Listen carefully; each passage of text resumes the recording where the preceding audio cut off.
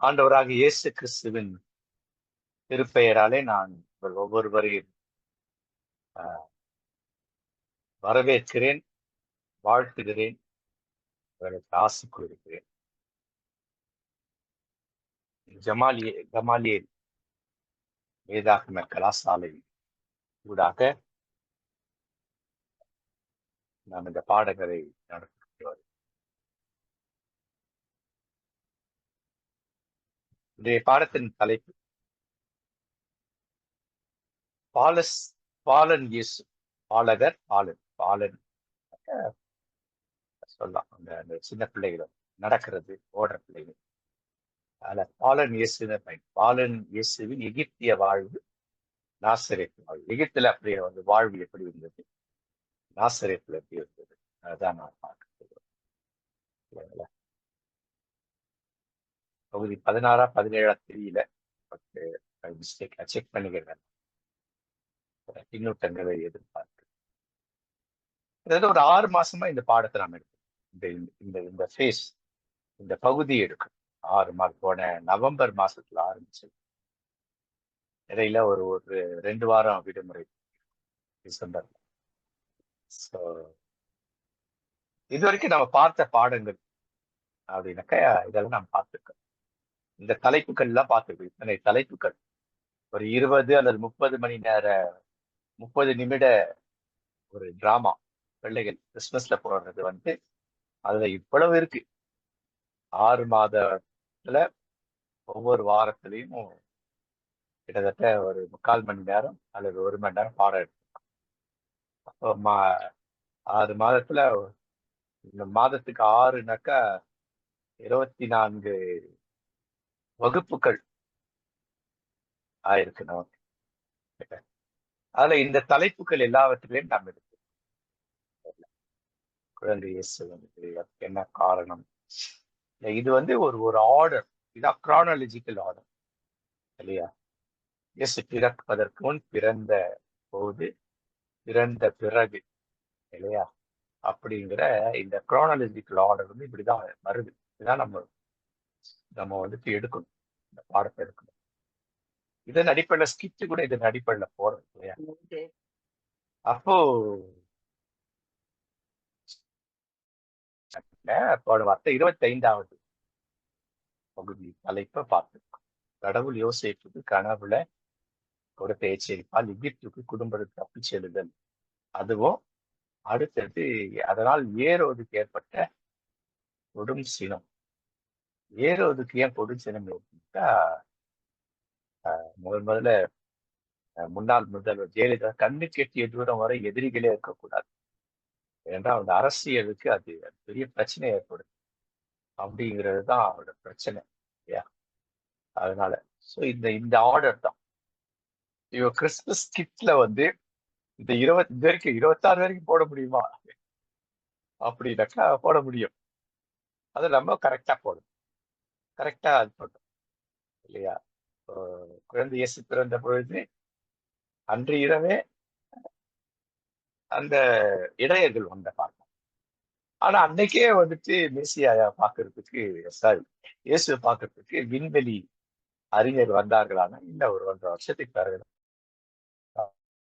போடும் பொழுது மரியா கையில வந்து ஒரு 2 வயது குழந்தை மாதிரி யாராவது ஒடுக்கல, பெரிய பொம்மை, சின்ன பொம்மை தான், பெருசா ஒரு பொம்மை வச்சு போடுறோம் இல்லையா? இது வந்துட்டு பிள்ளைகளுக்கு சின்ன வயசுல இருந்து அந்த ஆர்டரை, சகலமும் நல்லொழுக்கம், கிரமம், ஆர்டர், ஒழுங்கு, ஆர்டர் இல்லைங்களா? ஃபர்ஸ்ட் எது செகண்ட் ஆர்டர் இது அவருக்கு தெரியணும். இந்த ஆர்டர் வந்து அவன் வாழ்க்கைக்கு ரொம்ப பயன். அதற்கு பிறகு 2 வயசு குழந்தைகளை கொலை செய்தல், அதுக்கு பிறகு தீர்க்க தரிசனம், இறைவாக்கு நிறைவேறும். அப்போ சொல்லப்பட்ட இறைவாக்கு. ஆனா அந்த இறைவாக்கு குறித்து நான் போன முறை நான் போட்டிருக்கேன், படிச்சீங்களான்னு தெரியல. அதை கேட்டப்போ நான் சொன்னேன் இல்ல அது பெருசு நான் அப்படின்னா திரும்பி அதை போட்டேன். அந்த ராமாவில புலம்பல் என்பது நடந்ததா? பழைய பல நடக்கல. ஆனா அது என்ன செய்தது என்றத விளக்கம் நான் கொடுத்தேன். போன பாடத்தை நீங்க படிச்சீங்கன்னா விளக்கம் கொடுப்பேன். ஏற்கனவே பழைய இதுல விளக்கம் சரிங்களா? அப்ப இறைவாக்குகள் எப்படியெல்லாம் செயல் புரியுது அதெல்லாம் இருக்கு இல்லையா? தீர்க்க தரிசனம் வீட்டுக்கு எதையெல்லாம் பண்றது, நம்ம எதை ஒண்ணு நினைச்சு எதைய பண்றது. இதெல்லாம் இது வரைக்கும் நான் பார்த்த 6 மாத பாடம். இன்றைக்கு பார்க்க இருக்குது பாலகர் இயேசு எகிப்தில வாழ்ந்த வாழ்வு பார்க்கணும். எருசலேம்ல அர்க்கலாவில அடுத்தது இயேசுக்கு 4வது முறை கனவு வரும். 3வது கனவு இல்ல 3வது கனவுல அவர் பண்றாரு. அது பார்க்க போறோம். அடுத்து எருசலேம்ல மலைநாடுன்னு சொல்ற அந்த இடம். மலைநாட்டுக்கு தான் போகிறாங்க ஆரம்பத்துல. இயேசுவை கர்ப்பமாக தரிக்கின்ற மரியா சகோதரி பார்த்து மலைநாடு பார்த்து அதை பேரை நாம் பார்த்திருக்கிறோம் இல்லையா. அடுத்தது கடவுள் யோசேப்புக்கு 4வது முறை கனவு கொடுக்குறார். அது எப்படின்றது பின்னாடி தான் பார்க்கணும். அந்த கடவுளை அவங்க என்ன பண்றா இல்லையா, தங்கள் நாடுகள் திரும்புறாங்க. ஆனா திரும்பும்போது அந்த நாட்டுல ஆர்கெல்லாவின் ஆட்சி மகாயருடைய அவருடைய நிலப்பரப்பு 4ஆக பிரிக்கப்படுகிறது. நம்ம ஏற்கனவே பழைய இதெல்லாம் பார்த்தோம். அவருடைய 3 மகன்கள், பிறகு அவருடைய சகோதரி, இத்தனை பேருக்கு அது எந்தெந்த பகுதியெல்லாம் பார்த்தோம் இதெல்லாம் பார்த்தோம். அப்ப எருசலேம்ல அர்க்கல்லா ஆட்சி செய்யறதுனால வேண்டி அவங்க எதற்காக நாசரேத்துக்கு போகணும். எருசலேமே இருக்கலாம், ஆர்கல்லா எப்பேற்பட்டவன் அப்படின்றது அதை பார்க்கணும். அப்ப அவர்கள் நாசரேத்துக்கு போனதுனால என்ன இறைவாக்கு நிறைவேறும். அடுத்தது பாலகர் இயேசு நாசரேத்துல எப்படிப்பட்ட வாழ்வை வாழ்ந்தார். அடுத்தது 34வது பகுதி, 34வது தலைப்பு எருசலேம் திருக்கோயிலில் எழுத்துப்பிழை கோவிலில் இறைவப்படைப்பும் வாழ்வும். இயேசு இறைவப்படைப்பு செய்யப்பட்டார், அவர் எப்படி வாழ்ந்தார். இதுதான் எனக்கு பார்க்க முடியுமான்னு தெரியல, பார்த்து முயற்சி செய்யும். இயேசு வளர்ந்தார், எப்படி வளர்ந்தார் அப்படிங்கிற அந்த பாடம் ஒரு சின்ன இது. இதுல தமிழ் மொழிபெயர்ப்ப நான் பார்த்துட்டேன். ஐ வாண்ட் டு அதாவது நான் கொஞ்சம் கொண்டு வர வேண்டும். ஸோ அவர்கள் யூதேயாவில் இருக்கிற அவர்கள் என்கரி அந்த இடத்திலிருந்து அவர் புறப்பட்டு போகிறார்கள். அப்ப இந்த படம் கிட்டத்தட்ட சூட்டபிளா இருக்கு. ஒரு 1.5 வயசு குழந்தை எப்படி இருக்கும் அப்படின்னு அவ்வளவு சூட்டபிளா இருக்கும் ஓரளவுக்கு. அந்த குழந்தைய பத்திரமா குளிர் பண்ணி பாதுகாத்து அந்த பின்னாடி பார்த்தோம் அவங்க எகிப்துக்கு போறாங்க. கிட்டத்தட்ட 536 கிலோமீட்டர் 350 மைல் தூரத்துக்கு அவங்க போறாங்க. போய் சேர்றதுக்கு கிட்டத்தட்ட 3 வாரங்கள், 3 வாரங்களா. சோ அவர்கள் பயணப்பட்டு போறாங்க. இப்ப அவங்க அங்க போய் பயணப்பட்டு போறதுக்கு அவர்களுக்கு செலவுகள். இவங்க 2 பேர் தனியா போன கூட வந்து ஒரு ஒரு ஒரு வாடகைக்கு சிலர் அமர்த்தி கொண்டு அது போகணும். இல்லைன்னாக்கா அங்க இருக்கிற பயணிகள் அல்லது பிசினஸ் பீப்புள், ஏன்னா இவங்க போற ரூட் எல்லாமே இல்லைங்களா வணிக ரூட்டு தான். அப்படி போறாங்க. அதுக்கான பண தேவை எப்படி இருக்குதுன்னா இவர்களுக்கு இயேசுக்கு கொடுத்த அந்த காணிக்கை பொன் வெள்ளி வெள்ளை போறோம், இதுதான் அவங்களுக்கு அவங்களுக்கு பயன்பட்டது, அவங்க தொழில் செய்வதற்கோ வாழ்க்கை வாழ்வதற்கோ. அப்போ இயேசு அந்த சிறு வயது, அந்த 1.5 அல்லது 2 வயது, 2 வயது கிட்டத்தட்ட, ஆனா 1.25 வயசா சரியா இருக்கும். அந்த வயதுல அங்கே அவர் வாழ்கிறார்கள். அவர் ஒரு கண்டிப்பா அந்த பணத்தை கொண்டு ஒரு சிறிய வியாபாரத்தை ஆரம்பித்தார். இந்த இந்த தச்சு தொழில். அதிலே மகனும் அதை கற்றுக்கொள்கிறார். ஏன்னா யூத முறைப்படி தாயின் கடமை இருக்கு, பிள்ளைகளுக்கு தந்தையுடைய கடமை, அது பின்னாடி படிக்க போகும். அப்போ சிறு வயதிலே அதெல்லாம் அவர் கற்றுக்கொள்வார். அப்போ தாயின் கடமை என்ன அப்படின்னு பின்னாடி பார்க்கணும். இதுல 2 இருக்கு. அப்ப இங்க பார்க்கும்போது ஏரோது இறக்கும் வரை அங்கேயே இருந்தாங்க. நம்ம பைபிளை வாசிக்கிற அப்போ மத்தேயு 2ஆம் அதிகாரத்தை வாசிக்கிறது கிட்டத்தட்ட 15ஆம். அப்போ இறைவாக்கினர் 15ஆவது சொல்றதுனாக்கா என்ன அப்படின்னு சொன்னாக்கா, என் மகனை நான் அழைத்து வந்தேன், நிறைவேறுகிறேன். ஏரோது கிபி 4ல இறக்குறார். தோராயமாக இயேசு வந்து என்ன வயசு இருக்கு அந்த நாள்ல, அதுதான் பார்க்கணும். ஏன்னா 2 வயசுல பெற்றோருடன் எகிப்துக்கு சென்று வாழ்ந்தார். ஒன்னே முக்கால் அப்ராக்சிமேட்லி 2, கரெக்டா 2 இல்ல 2 விட குறைவு தான். அதனால 2 வயதுக்கு உட்பட்ட ஆண் குழந்தை கொண்டு யூதேயில மகா அலெக்சாண்டருடைய மரணம் இல்லையா? அவருக்கு பிறகு அவருடைய மகன் யூதேயா பகுதியை ஆண்ட. ஏன்னா அந்த அந்த பகுதி வந்து 4ஆக பிரிக்கப்படுது. தன்னுடைய பிள்ளை 3 மகன்களுக்கும் ஒரு மகனுக்கு. இல்ல முதலாம் சலோமி முதல் மகன் அவர் ஆண்ட பகுதி. ஏன்னா மேப்ல எல்லாம் ஏற்கனவே பழசுல பார்த்திருக்கோம். மேபி 4ஆக பிரிக்கப்பட்டது, 4ஆ எப்படி அவர் பயன்படுத்தினார்கள், அங்க ஆளுகைகள் எப்படி இருந்தது, தான் நம்ம ஏற்கனவே பாடம் நிறைய பார்த்தோம். அந்த அந்த மேப் நிறைய பார்த்தோம் இல்லையா?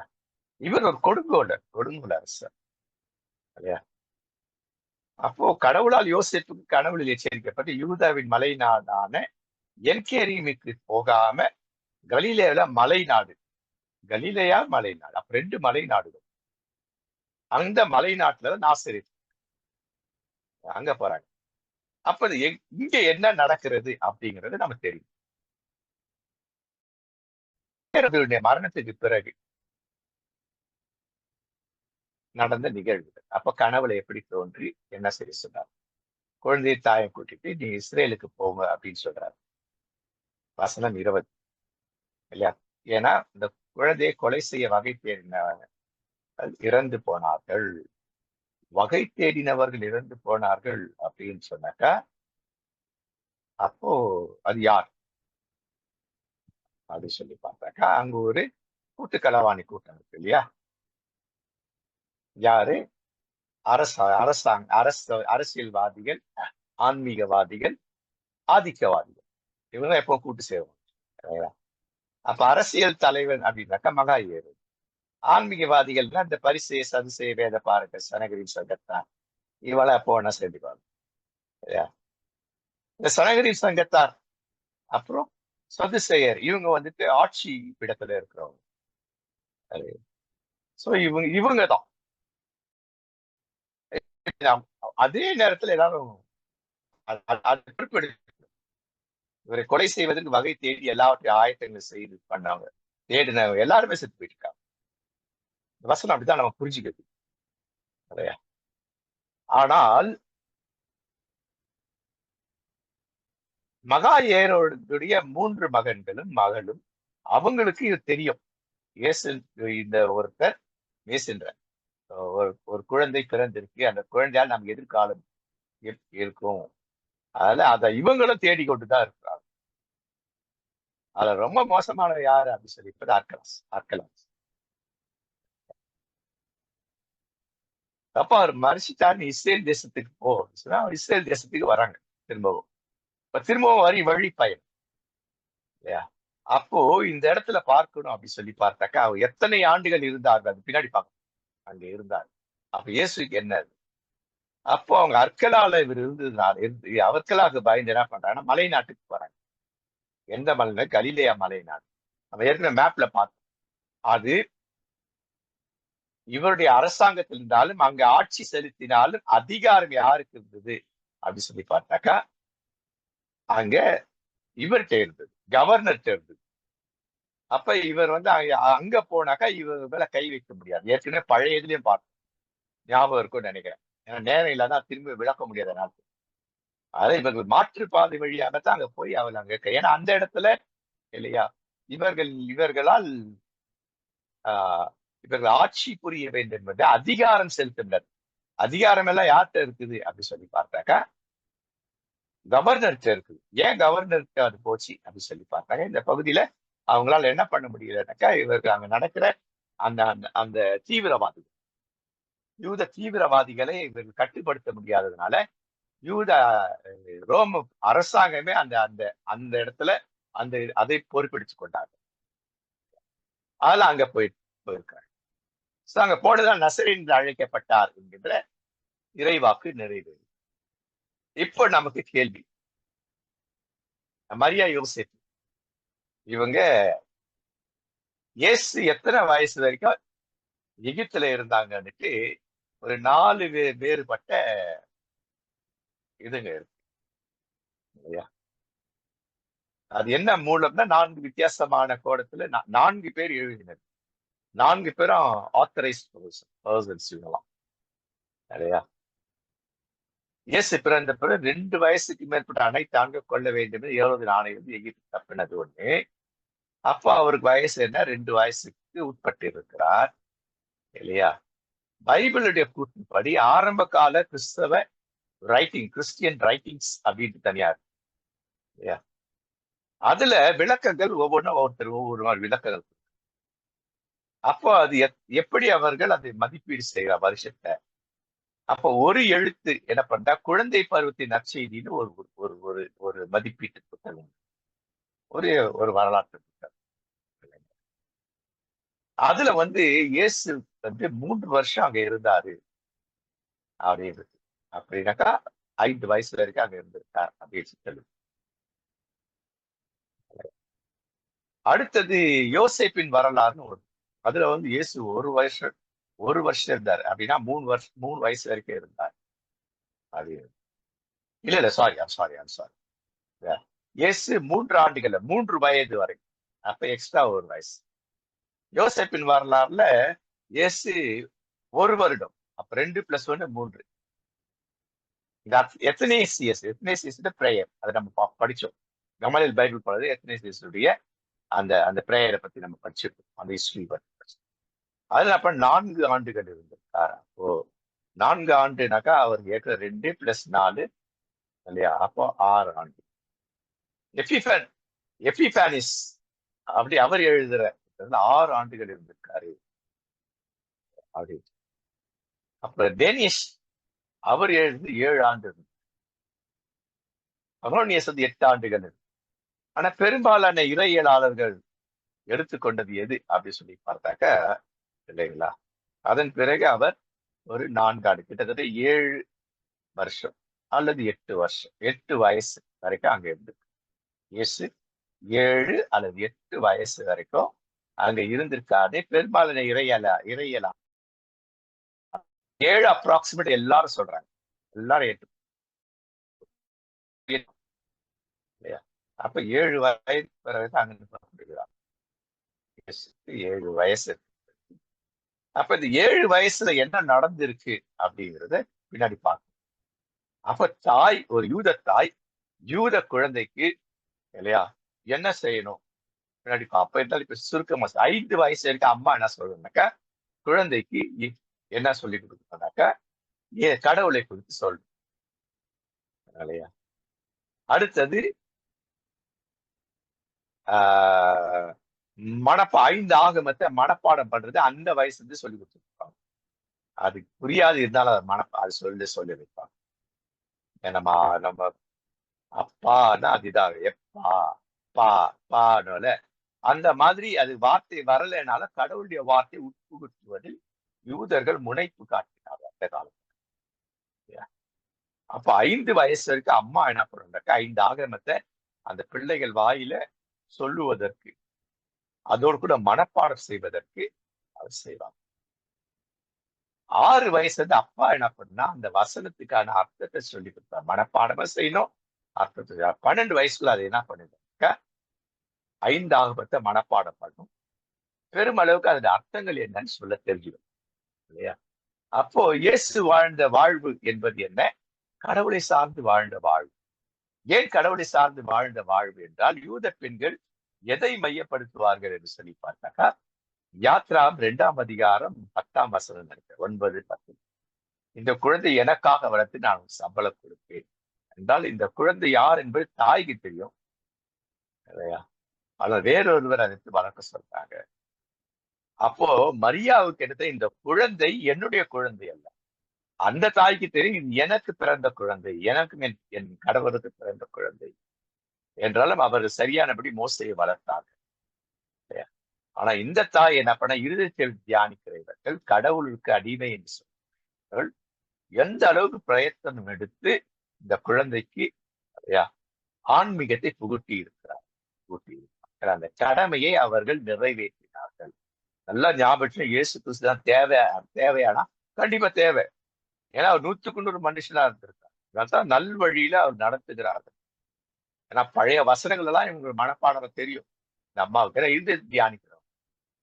அப்போ இயேசு அப்படிப்பட்ட வாழ்வு வாழ வேண்டும். இறைப்பற்றுள்ள வாழ்வு வாழணும்னா ஒரு ஆள் வேணும். அது யார்? அதே போல திருமுழுக்கு யோவான் இறைப்பற்றுள்ள வாழ்வு வாழணும்னா யார்? அவருடைய தாய் தகப்பன். இதை நான் மனசுல வச்சுக்கணும். அப்போ அவர் யதார்த்தமாக வளர்ந்தார். அவர் இறைமகனாக இருந்தும் நேரடியாக இறை ஞானத்தில் வளர்றவர். பின்னாடி நான் படிக்க போறோம் இல்லைங்களா? பின்னாடி படிப்போம். உங்களுக்கு ஞாபகம் வந்திருக்கும் நினைக்கிறேன் நான் சொன்னது. லூக்கா 2:52.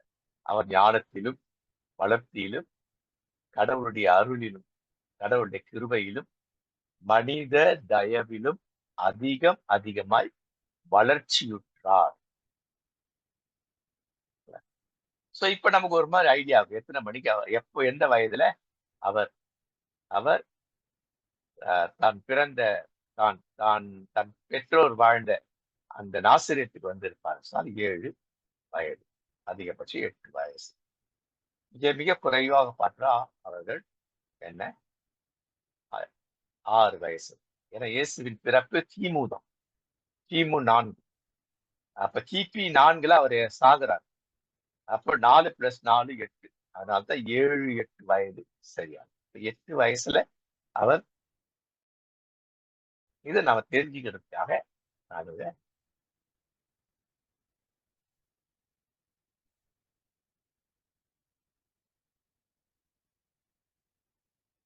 அப்ப இவர்கள் அங்க வரும்பொழுது ஒரு அச்சுறுத்தல் நம்ம ஏற்கனவே சொன்ன மாதிரி அர்க்கலாசக ஆட்சி செய்கிறார்.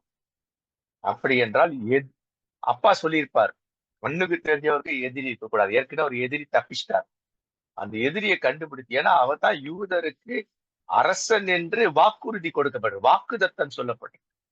அவர் கண்டிப்பா அவரை நீ சாகடிக்கலன்னா உன்னுடைய உன்னுடைய உன்னுடைய பரம்பரை இதோட அழுகிடும் இல்லையா?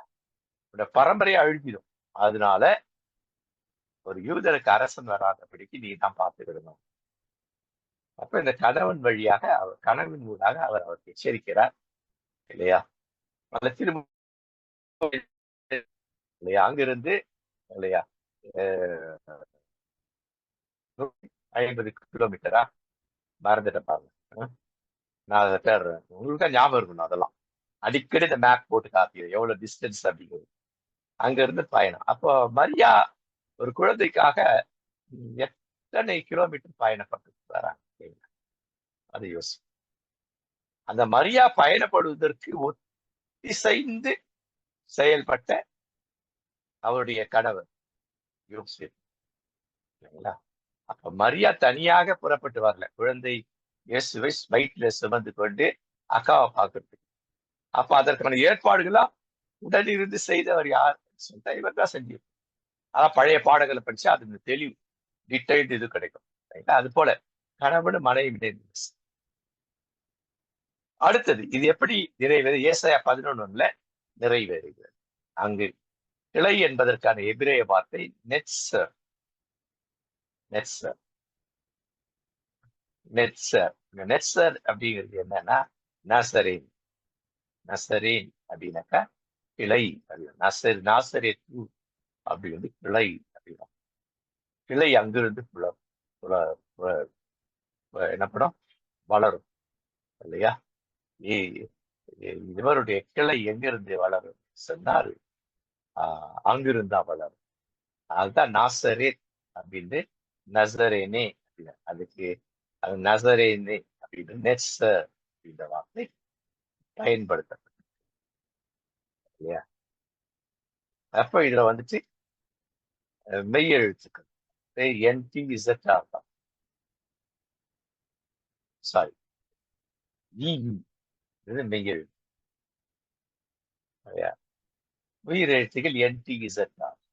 எப்படி யாவேக்கு YHWH எப்படி இருக்கு? அதுல ஏவும் யா இல்லையா? எச்சுக்கு பக்கத்துல ஒரு ஏ, பக்கத்துல ஒரு ஈ வரும். அது போல. அடுத்தது சிலவற்றை நாம் சிந்திக்கும். இயேசு நாசரேத்தில் சுமார் 4 வயது 30 வயது வரை வாழ்ந்தார். அப்ப எந்த 4 வயது முதல் அப்படின்னு சொல்லி பார்த்தாங்க இல்லைங்களா? அந்த காலத்தை கழித்து பார்க்கணும். இப்ப நாசரேத்தை அது சுற்றியுள்ள பகுதி பற்றி நமக்கு என்னெல்லாம் தெரியணும்? அது என்ன பழைய பாடத்தை பார்க்கணும். பழைய பாடங்களை நான் பார்க்கணும். ஆரம்பத்துல மகா ஏரோதுடைய தகப்பன் அந்த முழு பாலஸ்தீனாவையும் ஆட்சி செய்தார். மகா ஏரோதும் அப்படியே ஆட்சி செய்தார். அந்த பவுண்டரி எல்லாம் பார்த்து, ஆனா அந்த பகுதிகளில் இவரால அந்த அந்த டெரரிஸ்டை கட்டுப்படுத்த முடியாத அந்த பகுதிகளில் இவர் அரசர், பெயருக்கு அரசு. ஆனால் அங்க அதிகாரம் முழுவதும் நேரடியாக ரோம அரசாங்கத்துக்கு அதிகாரமா. அந்த அதிகாரத்தை யார் பண்ணணும் அப்படின்னு சொல்லி பார்த்தேன். ஏற்கனவே நான் பார்த்தேன் இல்லையா? அடுத்து 2வது பவுல் குறிப்பிடுவார். அவர்கள் குறிக்கப்பட்ட காலங்களையும் அவர்கள் வாழ வேண்டிய இடங்களையும் கடவுள் நிர்ணயித்தார் என்று பவுல் பேசுகிறார். 17ஆம் 26ஆம் மாசம். எனவே நாசரேத்தில் வாழ இயேசுவுக்கு அது அது அது ஏற்கனவே செட் பண்ணிடும். ஏனென்றால் இறைவாக்கு அங்க நிறைவேறும். அவர் தான் அங்கிருந்து முளைத்த கிளை. அதான் அந்த ஊர் பெயரும் இருக்கு.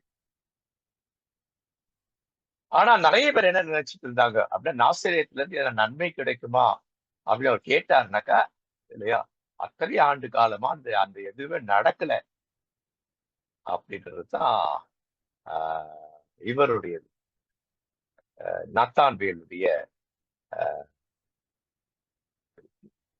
அந்த பகுதியில இருக்கிறவங்களுக்கு. ஏன் அப்படின்னாக்கா, அவர்கள் அடிமைத்தனத்திலேயே இருந்தாங்க. அந்த இடத்துல பார்த்தாக்கா நிறைய பிரச்சனைகள் செஞ்சாங்க. ஒன்று அரசியல்வாதிகளால, ஆன்மீகவாதிகளால, அரசாங்கத்தினால. அடுத்தது வந்துட்டு இந்த இந்த டெரரிஸ்ட்னால, யூத டெரரிஸ்ட் தான். இருந்தாலும் இவங்க எல்லாரும் பாதிக்கப்படுது சாதாரண மக்கள் தான். ஆனா இந்த இடத்துல நமக்கு எதுவுமே இல்லையே. யூதேயாவுக்கு போனா அங்க கோயிலாவது இருக்கு, திருக்கோயிலாவது இருக்கு. அங்க நிம்மதியாவது வாழ்றாங்க. இங்க அப்படிங்கிற அதனால வேண்டி அந்த இதுல வந்து அவர் அந்த நன்மை ஏதாவது கிடைக்குமா அப்படி நன்மை பிறந்து அந்த 30 வருஷம் வாழ்ந்து இருக்கிறது தெரியல.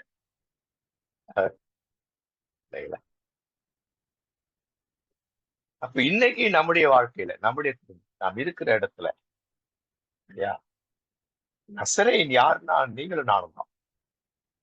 மற்றவருக்கு நன்மை கிடைக்கும்படிக்கு தான் கடவுள் நம்மை அந்த இடத்துல நிர்ணயம் செய்திருக்கார். நாம் இருக்கிற இடத்துல, நம்ம பணி செய்யற இடம், கடவுள் எங்கெல்லாம் அழைத்து செல்ற அந்த இடத்துல நாம் ஒரு நசரேயன். நசரேயன் தான் பிஷப் பிஷப் சுந்தர் கிளாப் அவர் அடிக்கடி சொல்றது விஷயம். அதனால என் கூட இந்த இன்னொரு ப்ரொஃபசர் பால் பிரகாசன் சொல்லியிருந்தீங்களா, இந்த பாடத்துடைய கருவின் அவருக்கு தான். அங்கதான் முதல் டைட்டில் அவர் பேர் போட்டிருக்கு இல்லையா. நாங்க 2 பேரும் அடிக்கடி உட்கார்ந்து நிறைய மெசேஜ் ரெடி பண்ணுவோம். டீச்சிங்ஸ் கிட்டத்தட்ட ஒரு 40 வருஷமா நாங்க ரொம்ப இணைஞ்சு இருக்குது. அதை அடிக்கடி நாங்க மீட் பண்ணுவோம். அடிக்கடி நிறைய டீச்சிங்ல வந்து நாங்க 2 பேரும் அதுல இன்வால்வ். ஒருத்தரோடது கிடையாது. இதுல வந்து அவருடைய பணி ரொம்ப அதிகம். அதனால தான் ஃபர்ஸ்ட் அவர் பேரை போட்டேன். இல்ல நான் தைரியமா போடுவேன். இது என்னுடைய பங்கு என்ன, மத்த பங்கு என்னன்றது போடுவேன். அவருக்கு வந்து அந்த கன்ஃபர்மேஷன் கிளாஸ்ல வந்து பிஷப் அது கேள்வி கேட்பாங்க. 6 மாசம் கிளாஸ். அப்போ கேட்டு பார்த்து கேட்கலாம். எத்தனை நற்செய்தி புத்தகம் 1981 அவர் எடுத்தார் சொன்னார். 81 அவர் கன்ஃபர்மேஷன் எடுத்தார். 89 சார் 81 79 ஞாபகம் வருது. அவர் சொல்லு லேட் 70s தான். அப்போ இவர் சொன்னார் 4 நற்செய்தி. அது இருக்கும் எல்லாரும் 4 தான் சொல்லலாம். அப்ப சொன்னா இல்ல 5 இருக்கு. எல்லாரும் உங்க பேர் அவர் 5வது நற்செய்தி புத்தகத்தை உன் பேரை போட்டுக்கோ அப்படின்னா, பால் பிரகாசம் அப்படின்னு போட்டுக்கோ. ஒவ்வொருத்தரும் நீ அந்த 5வது நற்செய்தி உலகமெங்கு போய் நற்செய்தி அறிவித்தா நீ போய் அறிவிக்கிற உன் பேரை போடு. என்றால் நீ இருக்கிறது நீ தான் நாசரேத் சூரா. நீதான் இருக்கிற முளை கிளம்பி அது வளர்ந்து பசுமையாய் வளர்ந்து நிழல் கொடுக்கும் மரமாய் மாறி அந்த நிழல்ல நிறைய பேர் தங்கி அதுல பூ பூத்து காய் காய்த்து பழம் வந்து பழத்தின் விதைகள் எல்லாமே பயிர்றாது விதையும் நடப்படணும். சரியா? அதனால 5வது நற்செய்தி மத்தேயு, மார்க்கு, லூக்கா, யோவான்ட்டு அடுத்தது பேரை போட்டு நீயும் ஒரு நற்செய்தி. நற்செய்தி தான். நீ ஒரு நற்செய்தி. அப்ப இயேசு அப்ப நம்மளோட கேள்வி இன்னொரு கேள்வி. அப்ப கடவுள் இல்ல அப்பா பிதா இயேசுவுக்கு கொடுத்த வேலைக்கு நாசரேத் எவ்வாறு இயேசுவை வடிவம் நாசரேத் எவ்வாறு இயேசு அதாவது நாசரேத் பகுதி எவ்வாறு அவரை வடிவமை அப்ப இறைப்பணி எங்கிருந்து அவர் ஆரம்பிக்கிறார் அப்படின்னு சொல்லும் பொழுது அப்பா இடம் அப்படின்னு சொல்ற இல்லையா எருசலேம்ல இருந்து அவர் இறைப்பணி ஆரம்பிக்கும். அப்போ இந்த இறைப்பணிக்கான எல்லாமே எங்க ஆரம்பிக்குது அப்படின்னு சொல்லி பார்த்தா கிட்டத்தட்ட ஒரு 4 வருஷம் எகிப்துல நடக்குது. அடுத்த 26 ஆண்டுகள் நாசரேத்துல அவர் இடமிடப்படுகிறார். அதன் பிறகு இறைப்பணியை எங்கே ஆரம்பிக்கிறார் பார்த்தால் அங்க திருக்கோயில்ல தான் ஆரம்பிக்கிறார். அப்ப திருக்கோயில் ஆரம்பிக்கிறார் என்று சொல்லி பார்த்தால் அந்த ஆரம்பம் எங்க அவருக்கு அவரை ஒரு ஆத்தரைஸ் பண்ணினது அப்படின்னா 12 வயசுல அதே திருக்கோயில்ல அவர் திருநிலைப்படுத்த இறை ஒப்படைப்பு செய்யப்படுகிறார். பின்னாடி பார்ப்பது பாருங்க. இப்ப நம்முடைய வாழ்க்கையில கடவுள் நாம் இருக்கிற இடங்கள்ல எப்படி பயன்படுத்தலாம், அதாவது நாம் பயன்படுத்துவதற்கு ஏற்றபடி பயன்பாட்டுக்கு உரியவர்ல நம்ம இருக்கிறோமா, அறிவூட்டுகிறோமா, நமக்கு தெரிந்ததை நம்முடைய நோக்கம் என்ன அப்படின்னு சொல்லி பார்த்தா இறை அனுபவத்தை அவர் கொடுக்கும். இறை அறிவோடு கூட இறை அனுபவத்தை கொடுக்கும். இறை அறிவை என்ன பண்ணணும்னாக்கா விருத்தி அடைச்சு பக்தி விருத்தி.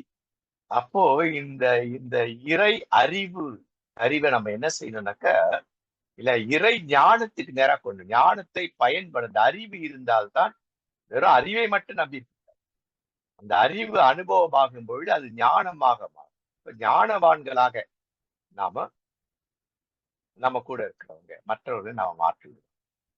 அப்போ ரட்சிப்பு என்பது ரொம்ப முக்கியம். பிபிஎஸ் டைரக்டர்ஸ் ரட்சிப்பு எவ்வளவு முக்கியமோ அதை விட அதி முக்கியம் ரட்சிப்பின் அனுபவத்துக்குள் இருக்கிறது. அதான் கனிதரும் வாழ்வு தான். ரட்சிப்பின் அனுபவத்திற்குள் இருக்கும்படிக்கு நாம என்ன செய்வோம். அப்ப இயேசு அதை 3.5 ஆண்டு காலத்துக்கு அது செய்தார்.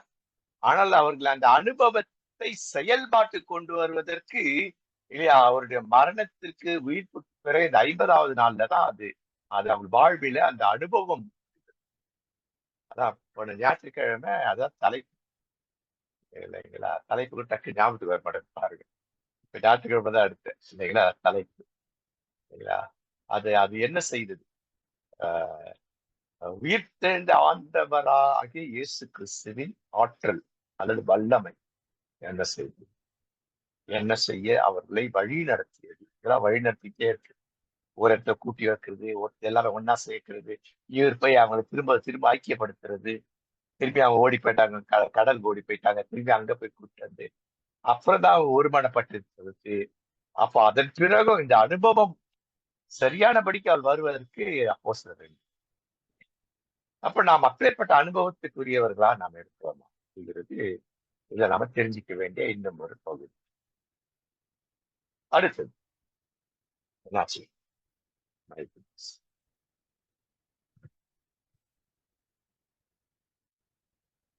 அடுத்தது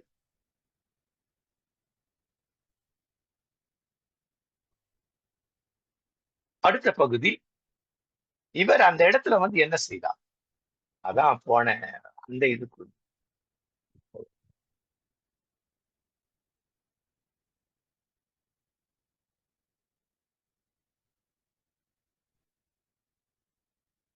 அப்ப அந்த இறை அனுபவத்துக்குள் இயேசு வருவதற்கு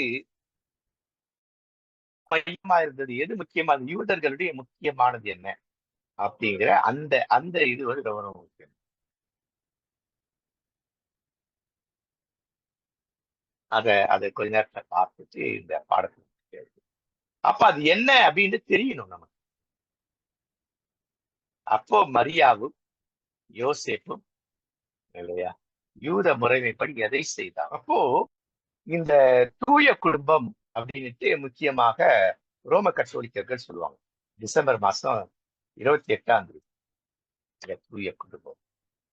அந்த நாளை முக்கியமாக பாலகர் மாசற்ற பாலகத்தினாலே அந்த நாளை என்ன பண்றாங்க அப்படின்னாக்கா 2 வயசுக்கு உட்பட்ட குழந்தைலாம் கொலை செய்யலாம், அதையும் நினைவு கூறுவார்கள். அப்போ ஒரு திருக்குடும்பம் எப்படி இருக்கணும், அதுலதான் அந்த படம் இருக்கும். மரியா, யோசேப்பு, நடுவுல இயேசு இருப்பார், வளர்ந்த இயேசு இருப்பார் இல்லைங்களா? கிட்டத்தட்ட ஒரு 8 வயசு 30 வயசு வரைக்கும் இல்லை. அதன் நோக்கம் என்னன்னாக்கா திருக்குடும்பமாக அவர்கள் பெற்றோர்கள் யூத பெற்றோர்கள் வளர்த்தார்கள். அதன் அடிப்படையில இல்லையா ஒரு உடன்படிக்கை அப்படிங்கிற ஏற்பாடு.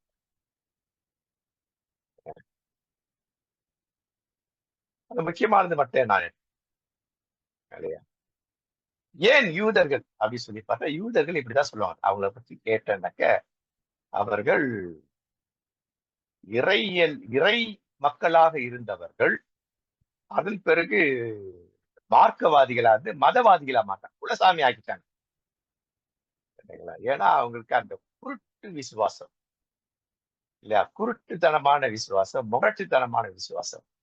அவனை போய் கேட்டாக்கா கடவுள் யார் அப்படின்னாக்கா அவர் உலகத்திலேயே என் கடவுளை போல மகா பரிசும் உள்ளவர் யாரும் கிடையாது, மகா பரிசு சர்வ வல்லமை இல்லவர்.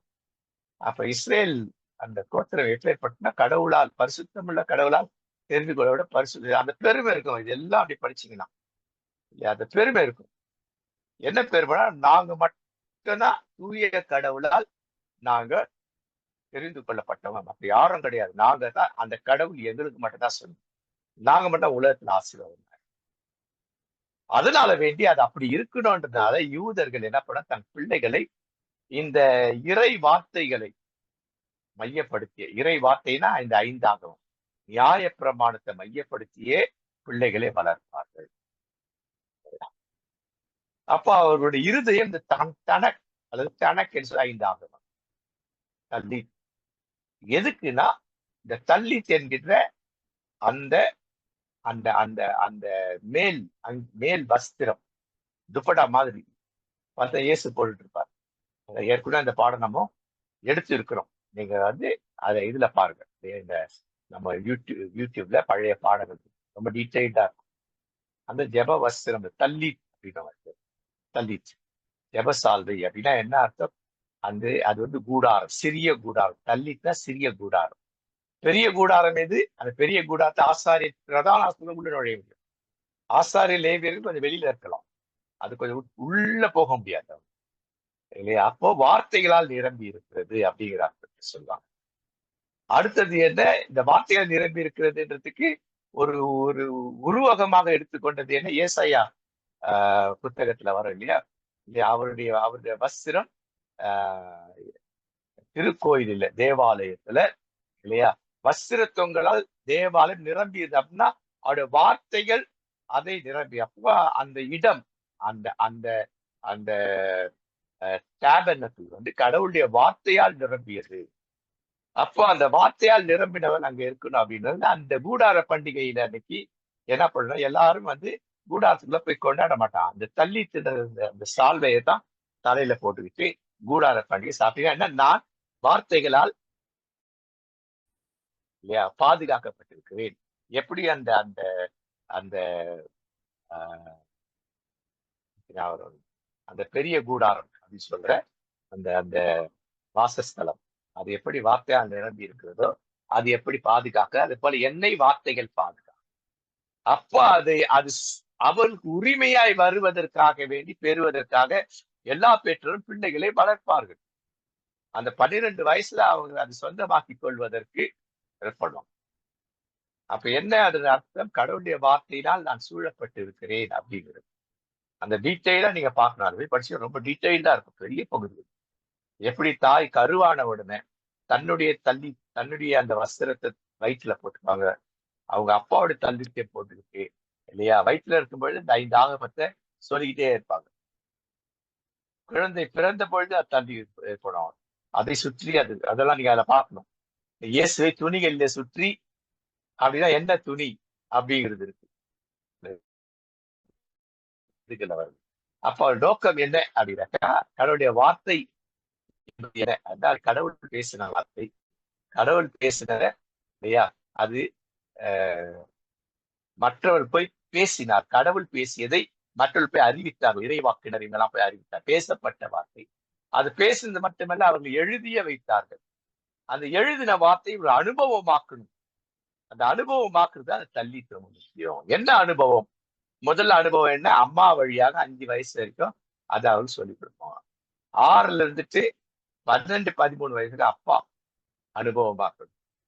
12 வயசுல தள்ளித்தது நீ அம்மாவுடைய சார்போ நீ இருக்க வேண்டியதுல, அப்பா உனக்கு நீயே அதை நீ கடவுளை அனுபவிக்கலாம் அப்படிங்கிற அந்த அர்த்தத்துலதான் இதைத்தான் அவர்கள் இதெல்லாம் அந்த வசனங்கள் நீங்க படிச்சு இது நான் திரும்ப கூட ரிப்பீட் பண்றேன். இது முக்கியமானது அப்படிங்கிறதுனால நான் இல்லையா.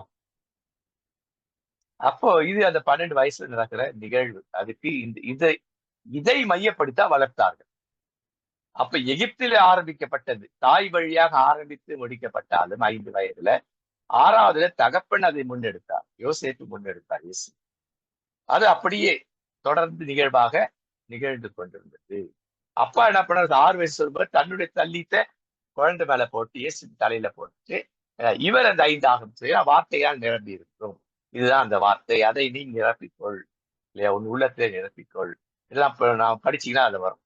அப்ப இதுதான் யூத பிள்ளைகள் ஆன்மீக கற்றலில், ஆன்மீக வளர்ச்சியில் 5 வயது தாயை சார்ந்திருப்பார். அப்படின்னா அவள் தன் முதல் பேரான குமார் சத்திரத்துல அவளுக்கு இடமில்லாதபடினா பிள்ளைகளை துணிகளில் சுற்றி அம்மாவுடைய தள்ளி அப்பாவுடைய தள்ளி. அதுக்கு பிறகு பிறந்த குழந்தைக்கு என்று அவர்கள் தைக்கின்றது, மேலிருந்து கீழ் வரைக்கும் தைக்கின்ற அந்த ஆடை.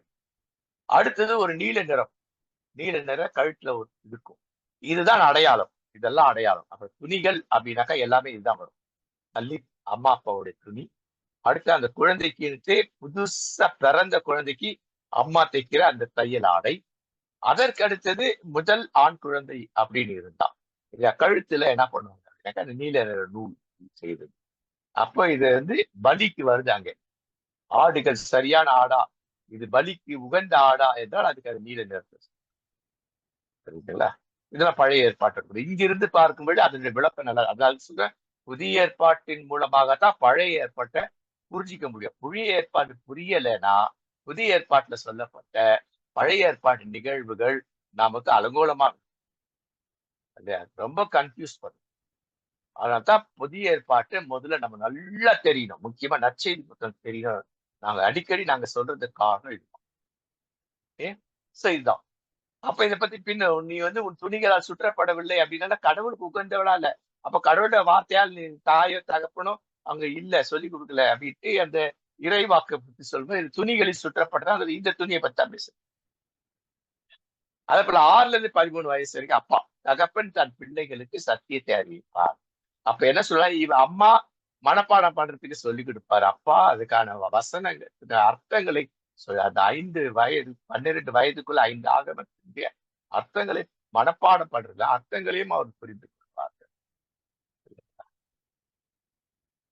லூக்கா. அப்போ அதற்கான ஆரம்ப கட்டம் 8ஆம் நாள்ல என்ன நடக்குது, 40ஆம் நாள்ல என்ன நடக்குது, இதான் நம்ம ஏற்கனவே பார்த்தோம். அப்ப முதற் பேரான குமாரன் மரியாவுக்கு மட்டும் முதற் பேரான குமாரன், உலகத்துக்கு மகள் முதற் பேரான குமாரன். நமக்கு அவர் அண்ணமுறை இல்லையா, அவருடைய கடவுளுடைய முதல் பேரானவர் இந்த பூமியில. அப்ப நாமெல்லாம் 2ஆம் பிள்ளைகள்.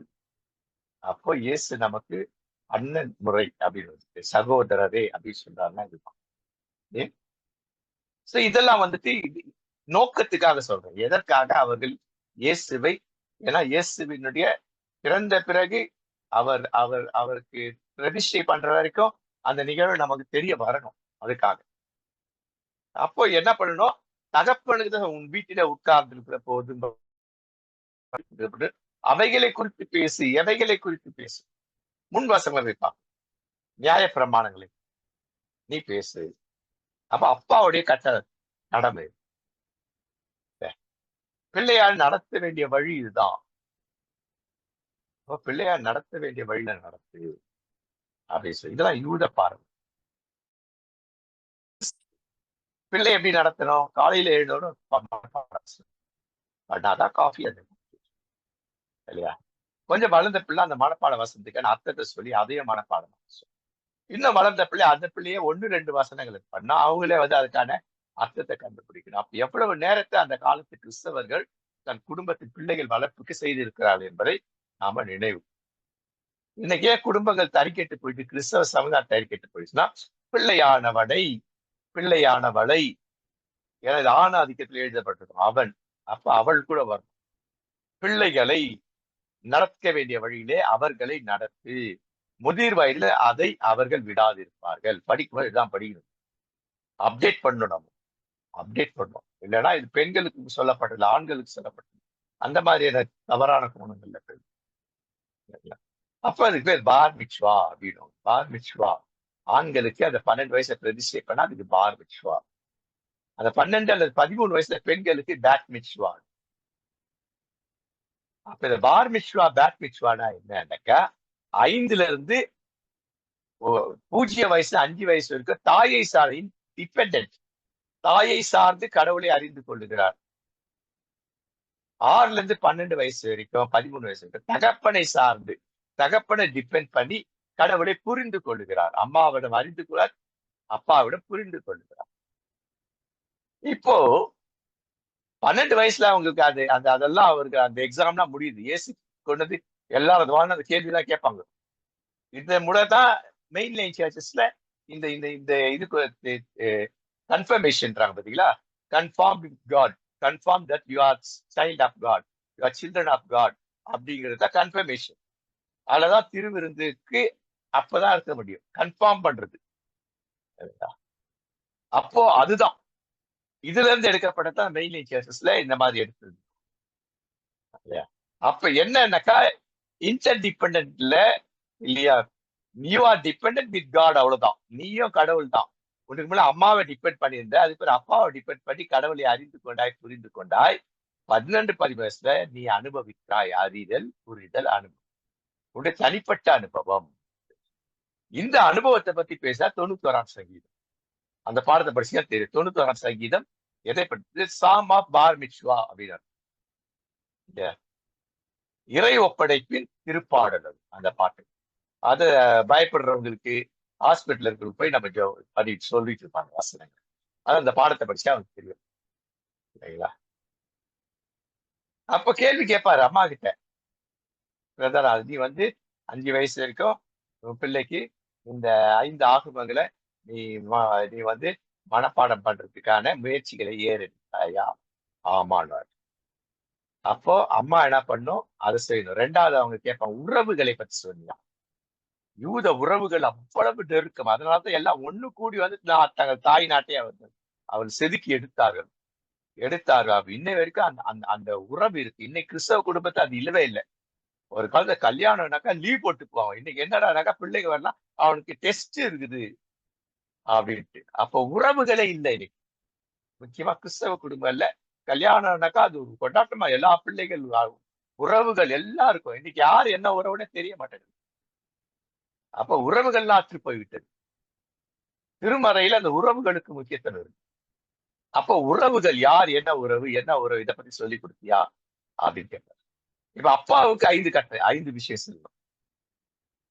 அப்பா கிட்ட கேட்பார், நீ கடவுளை குறித்து கருத்தாய் சொல்லி கொடுத்தியா? கருத்தாய் அவர் புரிந்து கொள்ளும்படி சொல்லி, ஆமா சொல்லி. உறவுகளுடைய மேன்மைகள், அந்த உறவு சொல்ல, அந்த உறவில் இருக்கும் யாரெல்லாம் எப்பேற்பட்டவங்க மேன்மை சொல்லு. அவன் சொல்ல நான் சொல்லுவேன் இல்லைங்களா, எங்க அம்மா சைடு எங்க அப்பா சைடு சொல்லுவேன். எங்க அப்பா சைடுல பார்த்தனாக்கா அவங்க அந்த காலத்துல பாப்பார பசங்க எல்லாரும் எப்படி இருப்பாங்க? எல்லாம் உயர் பதவி தான் இருப்பாங்க. எங்க அத்தை, சின்ன அத்தை வீட்டுக்காரர் கலெக்டரு, பெரிய அவர் அந்த வீட்டுக்காரர் அப்போ டிஜிபி தான். அப்பெல்லாம் superintendent of police top most post. எங்க அத்தை டாக்டரா இருந்தாங்க. இது அவங்க யாருன்னு சொல்லி கொடுக்குறது. அப்போ இவர் சொல்லி கொடுத்த அம்மா சொல்லி இவங்க உங்க அத்தை இவங்க மாமா இப்படி அவங்க எப்பேற்பட்டவர்கள், நம்ம எந்த குலத்தை சேர்ந்து அந்த குலத்துல இவங்க எப்படி எல்லாம் உயர்ந்திருந்தார்கள், கடவுளுக்கு எதையெல்லாம் செய்து நீச்சல் சொல்லிக் கொடுப்பார். ஆணுக்கும் பெண்ணுக்கும் நீச்சல் சொல்லி கொடுப்பார். ஏன் நீச்சல் சொல்லி கொடுக்குற அப்படின்னு சொல்லி பார்த்தாக்கா, அவன் நீச்சல் அடிக்கும்போது அவன் மனசுல என்ன பதியும்னாக்கா, நீ இரு தண்ணீர நீந்துட. ஆனா நம்முடைய முன்னோர்களை கடவுள் அழைத்து வரும்போது தண்ணி மேல பக்கத்துல எல்லா பேர் தண்ணியே பண்ணாலும் நீச்சல் அடிக்காமலே தண்ணீரை கடந்து வந்தார்கள். அதை கடவுளுடைய ஆற்றல் அரும்பெரும் செயலை சொல்வதற்காக நீச்சலை சொல்லிக் கொடுப்பாங்க. யார ரவுண்டு போடுறாங்க. அது பின்னாடி தயவு செஞ்சு இது அப்படியே பெர்மனன்ட் ஆயிடும். இல்லையா? 2ஆம் நம்பர்ல. 3வது வந்து தொழில். இல்லையா? ஒரு தொழில் கண்டிப்பா தன் பிள்ளைகளுக்கு சொல்லிக் கொடுப்பாங்க. பெண் பிள்ளைகள்னா என்ன? இல்லையா? அந்த அந்த அந்த அந்த திராட்சை ரசம், செடிகள் வளர்க்கிறது, இல்ல ஒளிவ மரச்சி கன்றுகளை போல் இருப்பார்கள். அந்த செடி எப்படி வளர்க்கிறது பிள்ளைகள் இருப்பாங்க. அப்புறம் நூல் பஞ்சு எடுத்து நூலை செய்யறது, ஆடைகள் செய்யறது, இல்லைங்களா? இதெல்லாம் வந்துட்டு பெண் பிள்ளைகளுக்கு ஒரு தொழில். ஆண் பிள்ளைகளுக்கு அந்தந்த தொழில்கள். அது இன்று வரைக்கும் இத வந்து கேட்பாங்க. ஆமா செஞ்சே அப்படின்னு 12 வயசுல அவருக்கு அந்த தள்ளிட்ட கொடுப்பாங்க. அப்ப தாயின் கடமை. தாயின் கடமையில மையம் எது? கடவுளை மையப்படுத்துகிறது. அப்போ இந்த உறவுகள் இருக்கிற மாதிரி கடவுளுக்கு கடவுளோடு ஒரு உறவோடு இருந்தார்கள். நீயும் அந்த மாதிரி கடவுளோடு உறவுல இருக்கணும். நம்முடைய உறவினர்கள் எல்லாம் மாமா, உங்க அத்தை, இவங்க எல்லாரும் உங்க தாத்தா, பாட்டி இவங்க எல்லாரும் கடவுளோடு உறவில் இருந்தாங்க. நீயும் இருக்கணுங்கிறது அது சொல்லி கொடுப்பாங்க அம்மா. அப்பா என்ன பண்ணுவானாக்கா, அந்த அந்த கடவுளுடைய அதுக்கான அர்த்தங்கள் என்ன என்பதற்கு கருத்தாய் போதிக்கிறது. 2வது உறவுகள் மேன்மை. பாரு அவங்க உங்க அவங்க இவரு எப்பேற்பட்ட ஆள் தெரியுமா? அவர் எதெல்லாம் இருந்தது தெரியுமா? எவ்வளவு ஆடுகள் இருக்கு தெரியுமா? எவ்வளவு ஒட்டகங்கள் இருக்கு இதெல்லாம். இந்த குலப்பெருமை பத்தி பேச அந்த மாதிரி. ஆனா அது என்ன? அதெல்லாம் கொடுத்தது யார்? கடவுளோட உறவில் தான் கடவுள் அப்படி ஆசீர்வதித்தார். நீ அப்படி இருந்தா உன்னையும் அப்படி ஆசீர்வதிப்பார். அப்போ கடவுளோட ரிலேட் பண்றதாவே இருக்கும் அந்த குடும்ப வாழ். அது நீச்சல். அதுவும் கடவுள் கடவுள் எப்பேற்பட்டவர்? அவர் தான் நீ நம்பணும். அவரை பின்பற்றணும். அவர் பெரிய கடைசி தான். தொழில். இல்லையா? இன்னைக்கு உலகத்துல தொழில் வளத்துல, அறிவு வளத்துல எல்லாவற்றையும் டாப்ல இருக்கும் இவங்கதான். இதுதான். இப்ப இதெல்லாம் முடிஞ்ச உடனே பிள்ளைய கேள்வி கேட்பாங்க. இப்ப இயேசு அந்த 12 வயசுல கோவில் கொண்டு போயிட்டாங்க. இப்ப இயேசுட்ட கேள்வி கேட்கிறாங்க. நிறைய கேள்விகள் கேட்கிறாங்க. இல்ல இயேசு எல்லாத்துக்கும் பதில் கொடுக்கிறாரு. அதுவும் இல்லாம அவர் என்ன பண்றாருன்னா, குறுக்கு கேள்வியும் கேட்கிறாரு. அவங்க ஆச்சரியப்படுறாங்க. என்னடா இந்த வயசு பிள்ளைங்க இந்த அளவுக்கு இல்லையே அப்போ அந்த இடத்துல நம்ம கொண்டு வந்து எதை கொண்டு போய் ஆன்மீகத்தை கொண்டு சொருக கூடாது. நம்ம பண்ற தப்ப பாரு இறை மைந்த நான் கடவுள் கொடுத்த இல்ல. ஏன்னா அந்த வசனமே அப்படி சொல்லுது. இல்லையா? அந்த ஞானத்தை புகட்டினவர் தாய் தகப்பன். அப்ப தாய் தகப்பன் எவ்வளவு முக்கியமானவங்க அப்படிங்கிறது. அப்போ ஒரு ஆசிரியர் என்பவர் தாய் தகப்பனை போல, ஒரு ஆயன் ஒரு ஒரு ஒரு ஒரு சபையின் மேய்ப்பர் என்பது அவரை பாதுகாத்து பராமரிக்கிறது போல அதை தான் மையப்படுத்துகிறது. அதனால அவர் கேள்வி கேட்டுட்டாருனாக்கா அது கடவுளுடைய இதுல சில கடவுளுடைய அந்த இதுல விருத்தி அடைந்தார் ஞானத்துல. காரணம் யாரு? அம்மா அப்பா காரணம். அது மற்ற யூத தாய் தகப்பனை காட்டிலும் இந்த தாய் தகப்பன்மார்கள் விசேஷமானவர்களா இருந்தாங்க. இவர்களும் இதே போல திருமுழுக்கு யோவானை வளர்த்த தாய் தகப்பன். ஏனென்றால் மேன்மை அவர்கள் நேர்மையாளர்கள். பழைய பாடங்கள்லாம் படிச்சா தெரியும். இத விளக்கம் புரியும். பழைய பாடங்கள் அதை குறித்து படிச்சவனா தெரியும். அப்ப அடிமை நான் அவருடைய அடிமை அவர் சொல்றதை கேட்பேன். இது தியானிக்கிறேன்னா அப்போ மற்ற யூத தாய் தகப்பனை காட்டிலும் அளவுக்கு அதிகமாக கடவுளோடு நெருங்கி வாழுகின்றத சொல்லி கொடுத்தா இயேசு கிறிஸ்து அந்த வயதுல என்ன பண்றாருன்னா கப்புன்னு கற்பூரம் மாதிரி பிடிச்சிட்டார். அது என்ன செய்ததுன்னா அவரை அப்படியே அழைத்து சென்றது. அந்த 30ஆம் வயசுல அங்க போகும்போது இன்னும் விருத்தி அடையுது. அவர் போய் அந்த 40 நாள் கடவுளோடு இருக்கும் பொழுது இது அவருக்கு உதவி செய்கிறது. அப்ப இதுதான் ஆன்மீகம். ஆன்மீகம் என்ன பண்ண அறிந்து கொள்ள வைக்கும், புரிந்து கொள்ள வைக்கும், அனுபவித்து செயல்பட வைக்கும். இதுதான் முக்கியம். பைபிள் இதான் செய்யணும். சீடர்களுக்கு இந்த அனுபவத்தை கொடுத்தார். நாம் அது செய்யறோமா இருக்கட்டும், திருச்சபையா இருக்கட்டும், எதுவாக இருக்கும். இதுல முடிச்சுக்கலாம். இதுதான் இல்லையா 91ஆம் சங்கீதத்துல முடிச்சுக்கலாம் இல்லையா. மொழி எழுத்து பிழை. பார் மிட்சுவா அப்படிங்கிறது என்ன அப்படின்னு சொல்லி பார்க்கிறாக்கா, இறை ஒப்படைப்பு இல்லையா. நீ இன்டர் டிபெண்டன்ட் என்றது எப்படி இருந்ததுனாக்கா, டிபெண்டன்ட் எதுவா இருந்ததுனாக்கா அம்மாவை சார்ந்து டிபெண்டா இருந்த அப்பா. இப்ப நீ கடவுளோடு கூட மட்டும் உனக்கும் கடவுளும் தான் ஆச்சு. ஏன்னா இனி நாங்க எங்க பார்மிச்சு அவனுக்கு கொடுக்க மாட்டோம், உனக்குன்னு ஒண்ணு வந்துருச்சு இல்லையா. கடவுளுடைய அந்த வார்த்தையால் நிரம்பி இருக்கணும். அப்போ கடவுளை அறிந்து கொள்ளுதல், கடவுளை புரிந்து கொள்ளுதல், கடவுளை அனுபவிப்பவர்கள். அப்ப இந்த வாசகங்கள்ல தான் சொல்லு, எவர்கள் கடவுளுடைய ஆவியினால் நடத்தல அவர்கள் கடவுளுடைய புத்திரர், இயேசுவின் புத்திரர் அல்ல கடவுள். அதனால நம்ம ஏசப்பா ஏசப்பான்றதுலாம் தவறான நிறைய இருக்கு. அந்த மாதிரி ஏதோ ஒரு 2-3 இடத்துல இருக்கிறத வச்சு நம்ம தப்பா அதை சொல்லிக்கிட்டு இருக்கோம் ஏசப்பா அப்படின்ட்டு. சண்டே ஸ்கூல்ல விபிஎஸ்ல பாட்டுக்கிறாங்க அப்படின்னா வருது இல்லையா. ஏசையா அப்படின்னு மாத்திரம் குறைஞ்சபட்சம் இல்லையா. அப்பா பிதாவே கூப்பிட புத்திர சுயத்த ஆவியை பெற்றீர்கள். யாரை அப்பா பிதாவே? கடவுளை அப்பா பிதாவே என்று இயேசுவின் வழியாக நாம் கடவுளுடைய பிள்ளைகளாய் இருக்கிறோம் என்று ஆவி, இயேசுவின் பிள்ளைகள் அல்ல. அப்ப நாம் பிள்ளைகள்லாம் சுதந்திரம், கடவுளுடைய சுதந்திரம், கிறிஸ்துவின் உடன் சுதந்திரம், மூத்தாண்டன் இயேசு.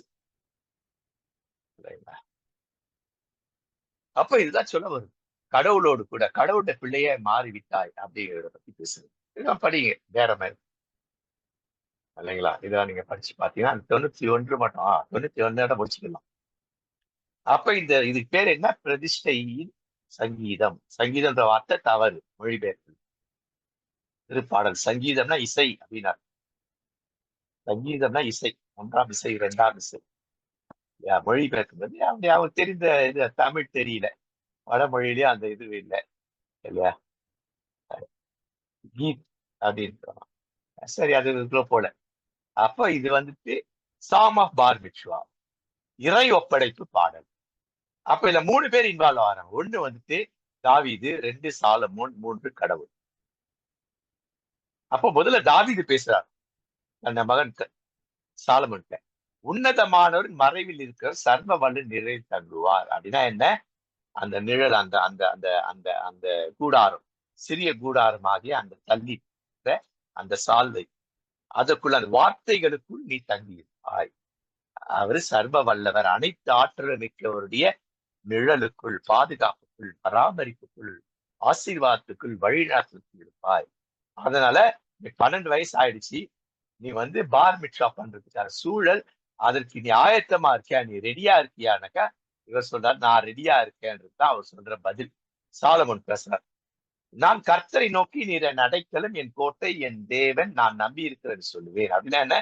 அந்த 12 வயசுக்குள்ள அவர் பெற்றுக்கொண்ட அனுபவத்தை சொல்லி, அதற்கு நான் தகுதியுள்ளவன் என்று நான் ப்ரூவ் பண்ணி எனக்கு தனியாக சால்வை. அப்ப பெற்றுக்கொண்டால் உனக்கு என்னெல்லாம் நடக்கும் அப்படின்னு தாவீது சொல்லிக் கொடுக்குறார். 3ஆம் வசனத்துல அவர் சொல்றார் இல்லையா. 10ஆம் வசனம் 13ஆம் வசனத்து வரைக்கும் இல்லையா, நீ உன்னதமான மறைவில் இருந்தால் உனக்கு எதெல்லாம் நடக்கும், என்னெல்லாம் நடக்கும்.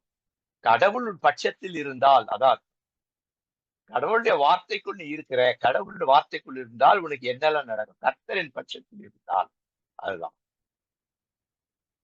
அப்ப இதெல்லாம் உனக்கு நடக்கும் அப்படின்னு சொன்ன உடனே கடவுள் பேசுறார் 14ஆம் வசனத்திலிருந்து. எனக்கு தெரியும் அவன் என் பட்சத்தில் இருக்கிறதை விரும்புகிறார். உன்னுடைய மகன், நீ உன் மகனுக்கு நீயும் உன் மனைவியை சொல்லி கொடுத்தீங்க, அதன் அடிப்படையில என் பட்சத்தில் அவன் இருக்கிறார், அவர் பட்சத்தில் நான் இருக்கிறேன். அவன் தகுதியுடையவர். அவன் அதை பெற்றுக்கொள்ளும் பொழுது அவனுக்கு அவர் என்ன நடக்கும் அப்படின்னு சொல்லிட்டு அவரை பற்றி ஒரு சர்டிபிகேட் கடவுள் கொடுக்குறார். என்ன சொல்றீங்கன்னா, அந்த பார் மிட்சுவாவை பெற்றுக்கொள்ள தகுதியுள்ளவர் தான் இல்லையா, நோ அப்ஜெக்ஷன் சர்டிபிகேட் கொடுப்பாங்க. நாங்கெல்லாம் பிடி முடிச்சுட்டு எம்டிஎஸ் படிக்க போனா சராப்பில் எனியும் இதுல போனோம்னாக்கா இல்லையா 5 வருஷம் பாஸ்டா இருக்கணும். அது எந்த மெயின் 5 வருஷம் பிடி முடிச்சுட்டு அப்புறம் 5 வருஷம் பாஸ்டா இருந்துட்டு அதுக்கு நோ அப்ஜெக்ஷன் சர்டிபிகேட் கொடுத்தோட லீவ் கொடுத்து எம்டிஎஸ் போவார். அது நோ அப்ஜெக்ஷன் சர்டிபிகேட் கொடுக்குறாரு, கடவுளை கொடுக்குறாரு. அவன் என்னிடத்தில் வாங்கி, யார்? தாவீதினுடைய மைந்தனாகி சாலமோன், அவனுக்கு வாஞ்சியா இருக்கிறார். அதனால அவன் எந்த பிரச்சனை வந்தாலும் நான் அதை விடுவிப்பேன்னு சொல்லிட்டு அவன் என்னுடைய என்னுடைய நாமத்தை அனுபவித்திருக்கிறார். அழகான பகுதி, ரொம்ப அழகான பகுதி. கடவுள் அவ்வளவு அழகா பேசுறார் இந்த இடத்துல. ரட்சிப்பை அவருக்கு காண்பிப்பேன், மீட்பை அவருக்கு காண்பிப்பேன், மீட்பை அவருக்கு காண்பிப்பேன். அப்படிப்பட்ட ஒன்றை பெறுவதற்காகத்தான் அப்போ இயேசு இல்லையா, இயேசுவின் தாய், இயேசுவின் தகப்பன் அது எங்கிருந்து ஆரம்பித்தார் என்று சொல்லி பார்த்தால் இல்லையா, அவர் கருவுற்று இருக்கும் பொழுது, பிறந்தவுடனே, பிறந்த அந்த 1.5 வருஷங்கள் வரைக்குமா, அதன் பிறகு 1.5 2 வருஷம், அதன் பிறகு அவருடைய வாழ்வு, எகிப்திய வாழ்வு, அங்கேயும் இதை காய்கொண்டார்கள் இல்லையா. எகிப்திய வாழ்வை முடித்துவிட்டு இங்கே வரும் பொழுது, நாசரேத்துக்கு வரும் பொழுது, நாசரேத்திலையும் அதை கொண்டு வந்து இல்லையா, கடவுள் இட்ட அந்த கட்டளைக்கு கீழ்ப்படிந்து அந்த பிள்ளையை வளர்த்தார்கள். 12ஆவது வயதுல அவர் என்ன பண்ணார் அப்படின்னு அது அடுத்த வாரம். சோ இதுதான் இந்த இன்றைய நாளின் இந்த பாடம் இல்லைங்களா. இயேசுனுடைய எகிப்திய வாழ்வும் இந்த வாழ்வும் குறித்த ஒரு பகுதி.